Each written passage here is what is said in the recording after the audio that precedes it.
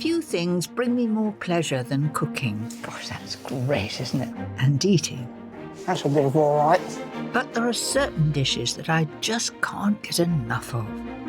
I'm going to show you some of my simplest, mouth-watering recipes.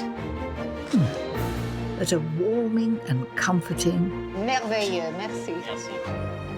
And after braving the elements, You can do better! Come on, come on! what could be better to come back to? That looks just like a hug in a pan. This is the food that makes you feel that everything will be all right.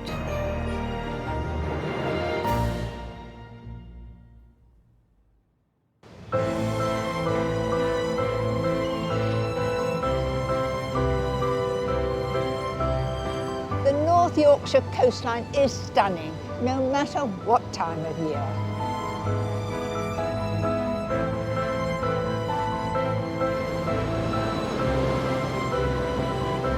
Rugged landscapes, breathtaking shorelines, and hauntingly beautiful villages. This is the perfect place to wrap up warm and tuck into some very comforting food. And what better place to start than the ancient seaport of Whitby? Steeped in history, every corner gives a clue to Whitby's famous past.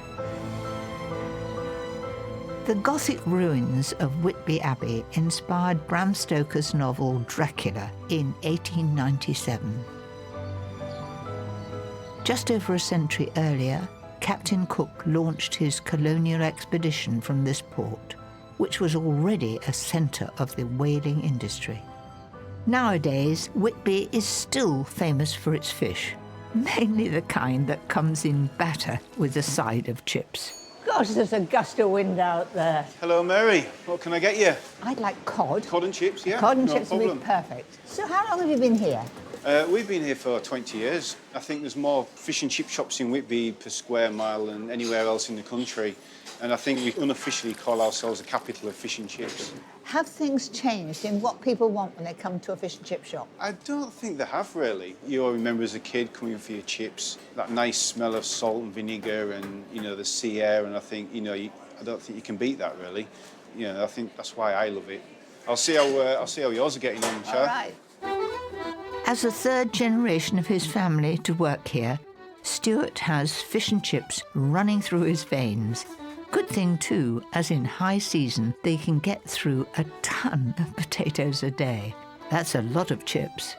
Right, there you go, your fish and Oh, chips. Stuart, that looks amazing. And as I look round, it even tells me which trawler the Yeah, fish came in. we like to know where everything's from. So full sustainability and traceability, which we've been doing it for quite a while now. And I bet you don't cook your chips in lard anymore. What do you do with them? Beef dripping. You use beef Yeah, dripping? we're very traditional here. Right. Right, That'll thank you keep you going for a bit. Yeah, great. Thank you very much. Just what's needed on a day like this. Gosh, that's good. But if deep fat frying is not to your fancy, I have the perfect fish dish to warm you up. My haddock and shrimp feast. All in the one dish, beautifully comforting and wonderful flavours. This dish starts with a hot pan, a little oil and some butter. Simply sweat down 2 onions and 2 sticks of celery. And I'm going to keep turning it, and I want to cook it for about 10 minutes to really soften it well. Meanwhile, I've got some mushrooms here. They're chestnut mushrooms. I'm just going to slice them. It's best really not to keep them in the fridge in a polythene bag. Always put them in a paper bag. They keep better. Now just look in there. You can see it's sort of taken a greeny, translucent tinge. So in go the mushrooms and then the garlic. Season and stir for a couple more minutes. Then add 225 grams of long grain rice. Give it a good mix before topping up with 600 ml of hot vegetable stock. Then, very important, some white wine. Now, you know how I always slop it in straight from the bottle? Well, I'm not, because I want to get the exact amount, and in here I've got 200 ml. That's it. Once it's bubbling away, put it in the oven at 160 fan for 15 minutes.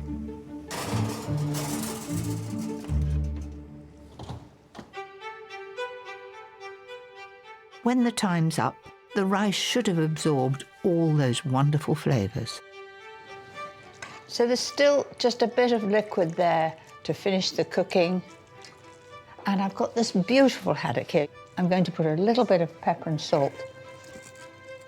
If you're nervous of cooking fish, this is a simple way of doing it. It'll cook in the steam that comes up from the rice, which will be full of flavour. It just needs a final flash in the oven to cook that beautiful fish.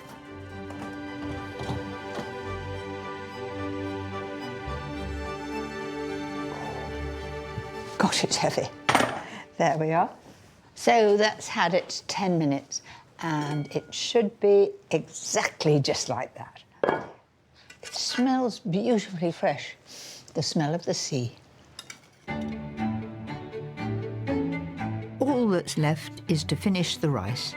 First, in goes some baby leaf spinach. Just listen to that, it is so fresh. In that goes, just stir that in. I'm going to allow that to wilt for a couple of minutes in the steam, then add the juice of a lemon, some chopped dill and parsley. Perfect companions for the fish. It's going to make it vibrant green. I'm going to loosen it down with cream, and yes, it's double cream. This is a feast. So stir that in.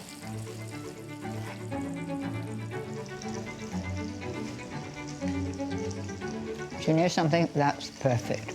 Now, all that's left is to bring this dish together.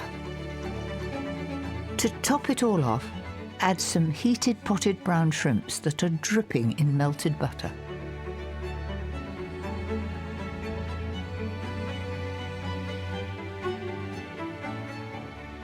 This haddock and shrimp feast is something very special and perfect on a miserable day. It's heartwarming and it is absolutely scrumptious.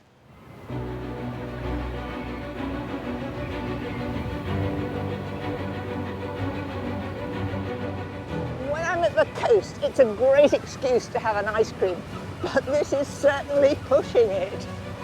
Still, I'm told the local ice cream is not one to miss in these parts. I'm sure there's not much business today. Day like today, it's not very good, Mary, and it's cold out there, so come on in, let's have a look and see what we can do here. That's the best thing I've heard all day. Now, what to choose? I'd like to try a boozy one. Well, this is the boozy one. This is the amaretto black cherry. I might have to have quite a bit of this to get me going. That's a bit of all right. Well, the one that a lot of people come to see especially for is our Whitby Jet. And we've called it Whitby Jet because it is a black ice cream. Because we have lots of goths in Whitby, people that dress in quite dark clothing, and it's all to do with Bram Stoker writing the Dracula stories here. In fact, each year Whitby is the host to several goth festivals which attract thousands of people from all around the world. So to celebrate this heritage, the ice cream makers decided to turn their rich vanilla black by adding a little charcoal. If I shut my eyes, I think it's a vanilla ice cream. It's just the colour that rather frightens you. But I'll have another go. Talk about playing to your audience. Goodness gracious me. Now, they make special Gothic ice cream here. Yes. Would you like me to make you one? Oh, yes, please. I'm quite nervous about this, so no criticism, please. Look, it's even a back cone. Right, firmly down, then round, and... This is the original model here. There you are. And you can eat the cone as well. Bye. I thought that when I let go of that, it would stop, but you had to push it right up. It's all very well for you to laugh. It's not easy.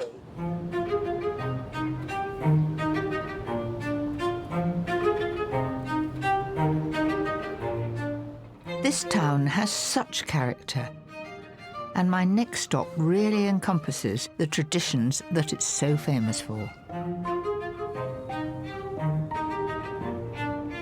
Up this little cobbled street is Whitby's only smokehouse, and it's a real gem. Hello there.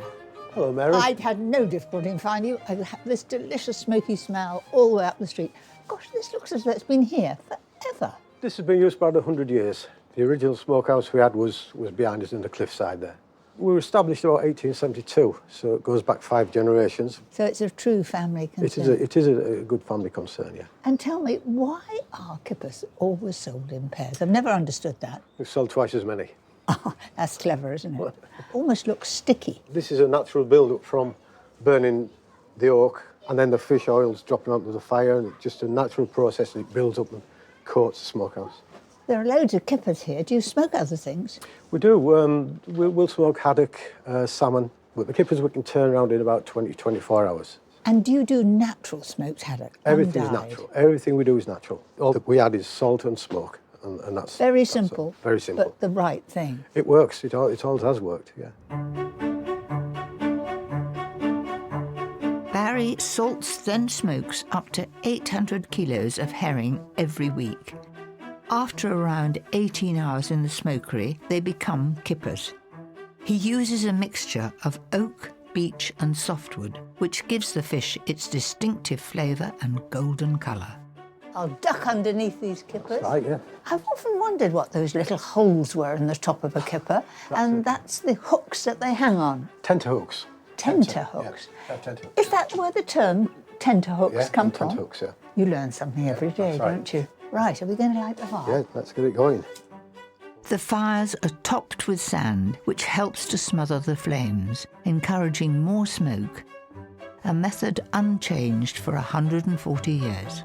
Shall I just pop it over there? Yeah, that's great.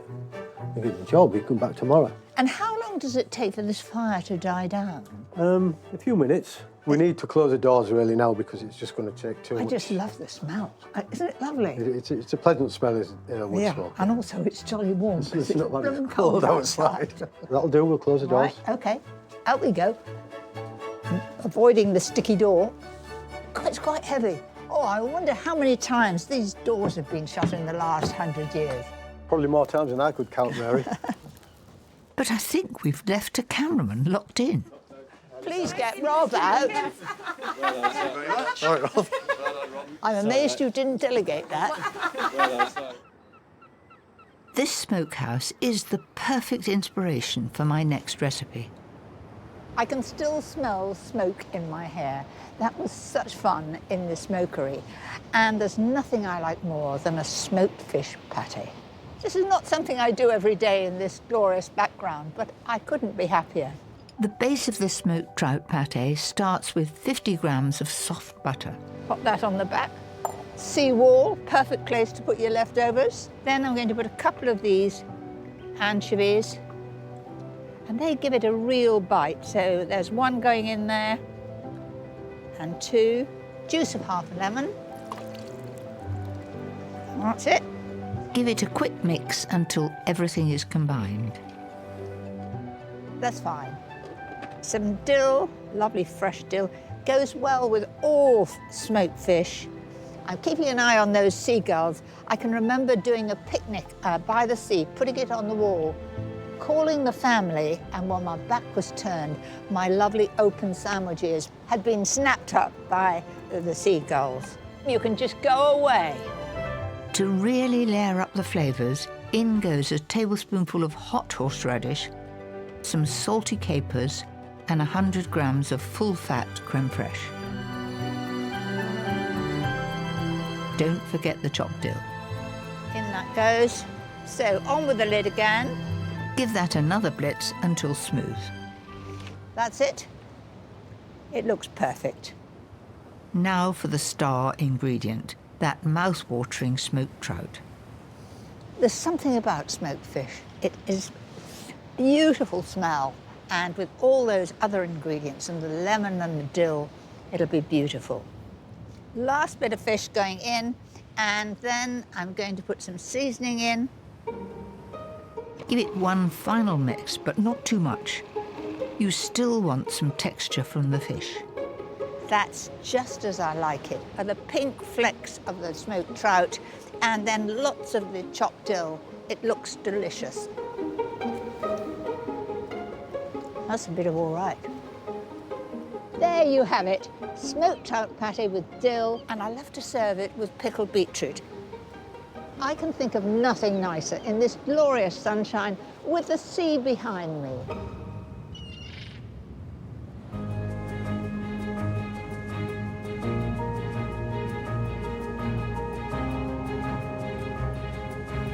Just up the coast from Whitby is the seaside village of Skinning Grove.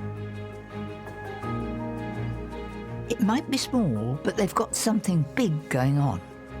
Tonight is Guy Fawkes Night, and I've been invited to a unique bonfire party by the sea.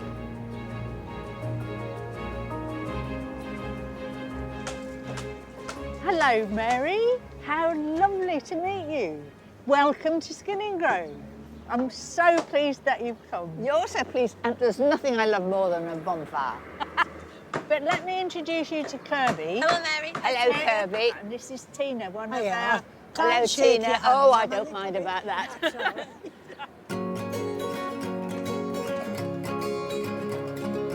Every year, the young and old in this tight-knit community come together to build an extraordinary bonfire. There's always a special theme, and now it attracts over 5,000 people. So this year's theme is based around the greatest showman. It turned out that the tallest man in the world came from here. He was 8'6". I beg your pardon, nobody's Yes, he was. 8'6". It takes 2 weeks to build the structure, and I'm just in time to help with the final bits. I have to give you a hat. We all have to wear hats. Well decked out for it.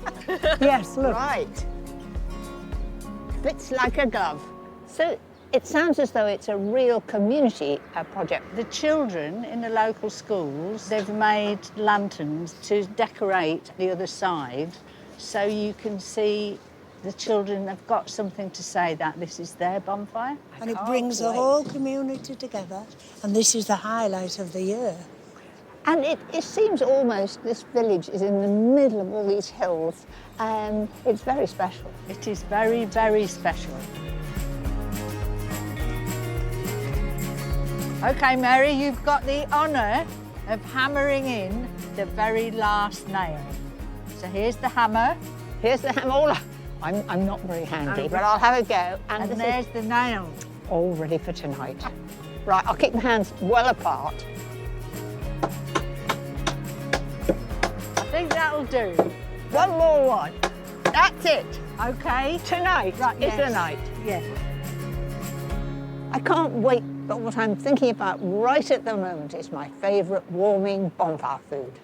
And my next recipe would definitely fit the bill. Smoky firecracker chicken with stuffed jacket potatoes, perfect to hand drowned around the flames. For the chicken, I'm going to make a smoky, sticky marinade that will give it a real kick. First of all, I'm going to take the smoked paprika. I really like it for something like bonfire night. Not only does it give a good colour, it gives a lovely sort of smoky flavour. 2 tablespoons of that. The same amount of Worcester sauce. It gives it strength and potency.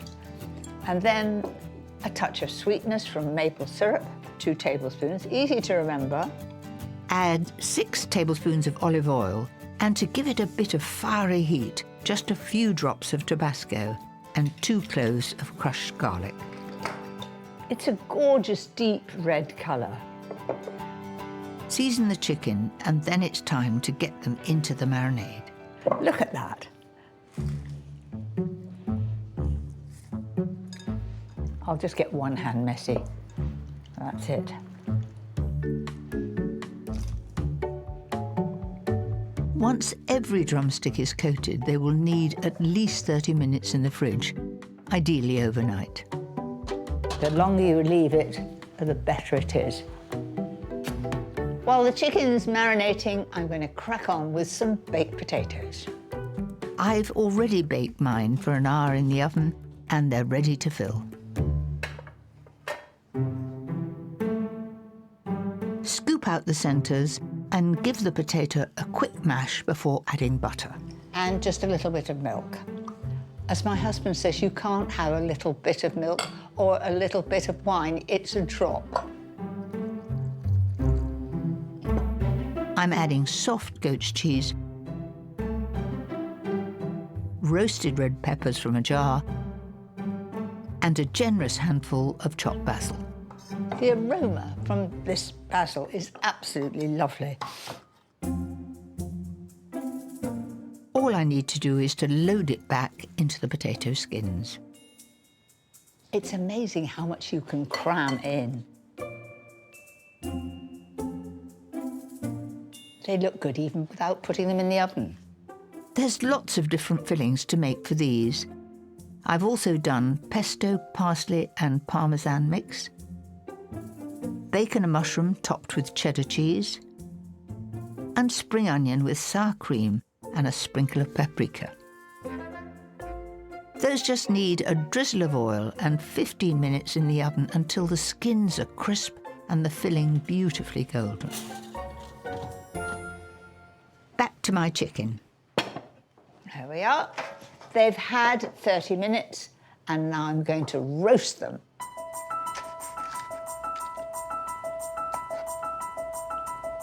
Here's my simple trick to fit them all in. There they are, looking like soldiers. There's still a little marinade left in there. Shame to waste it, so let's just pour it over the meaty part. Like that. That's it, they're all well coated. Those go into a hot oven for about 30 minutes until golden and sticky.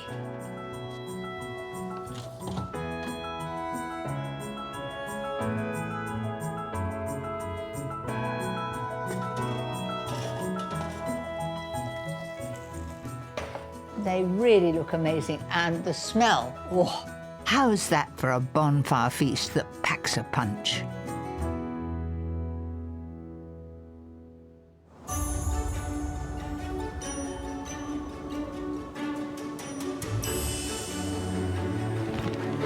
As the sun begins to set, the excitement is really mounting. The crowds are starting to flood in from up and down the Yorkshire coast. I'm joining Kirby, one of the organisers, and her family. It's such a privilege to witness this community spirit. They're all ready for action here. Action, yes. You can see as we're leading down to the bonfire, it's getting really busy now. Right. It's getting close to the time.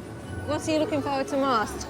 I think really to see the first of the fireworks going up, and then the bonfire. I mean, it'll be rather sad to see all that wonderful work go up. In one respect, but it's also enjoyable to see it burn because it's such a brilliant structure, and I don't know, it comes alive when it's on fire.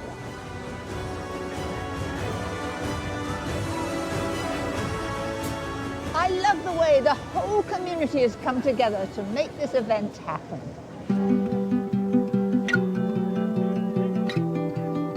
It must be nearly time, and it looks like I'm doing the honours. I'm going to hand you over to somebody who's going to give you a countdown. So we all want to do a really big countdown. 5, 4, 3, 2, 1. There we go. Wow.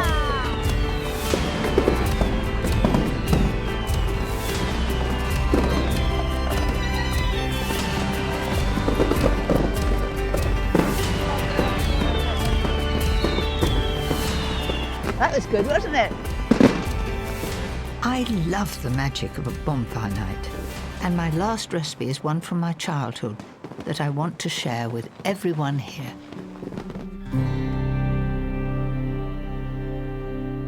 This is my granny's gingerbread. I never knew my grandmother, but I was brought up on it. It's perfect for bonfire night. First, make the rich syrup. This will bring a special depth of flavour to the sponge. 100 grams of butter in first, 100 grams of light muscovado sugar. Then we come to golden syrup, 100 grams, there it is. And lastly, black treacle. 100 grams again. Melt the ingredients together on a low heat until they are all combined and running off the spoon. Just putting that to one side to get cool. Now to the dry ingredients. First of all, 225 grams of self-raising flour, just a teaspoonful of bicarb. Don't be over generous with it. And I've got 2 tablespoonfuls of ginger. It really is quite gingery. And a teaspoonful of mixed spice. That's the sort of spice you put in Christmas cake or Christmas pudding. Give those a quick mix together. And now for the fun part. Pour the slightly cool buttery syrup into the dry ingredients, add 1 beaten egg and a drop of milk, and mix well. In autumn, when it comes back to having things like gingerbread, gingerbread men, all those warming things. So give it a good beat and then add the rest of the milk. So rarely I use a wooden spoon, but I was just thinking of my mother, who didn't use a mixer. She always did it with a wooden spoon. So that's beautifully smooth. It's a batter consistency, and all I've got to do is to pour it in the prepared tin.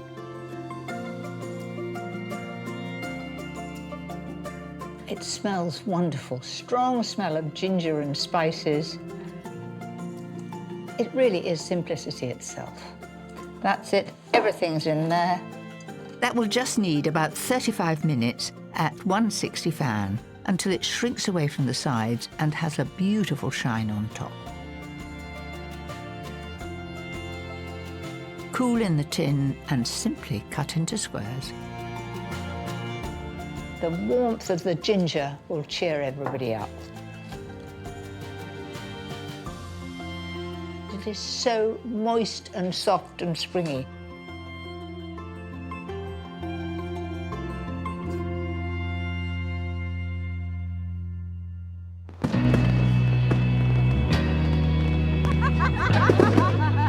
Do you want another one? Who likes ginger cake? Come on. Help yourself. It's pretty good. It's warming. There we are. Thank you, Mary. All right. Well, that certainly seems to be going down well. And now, what we've all been waiting for.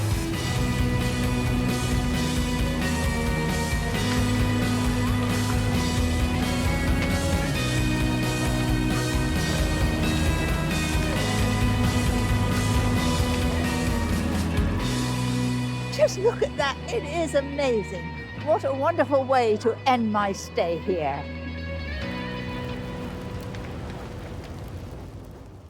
Next time, That smells amazing. I'm indulging in the best of winter comforts. I don't think anyone could say no to this. Dishes that will warm the heart no matter how cold it is outside. Bet you've never seen anything like that before.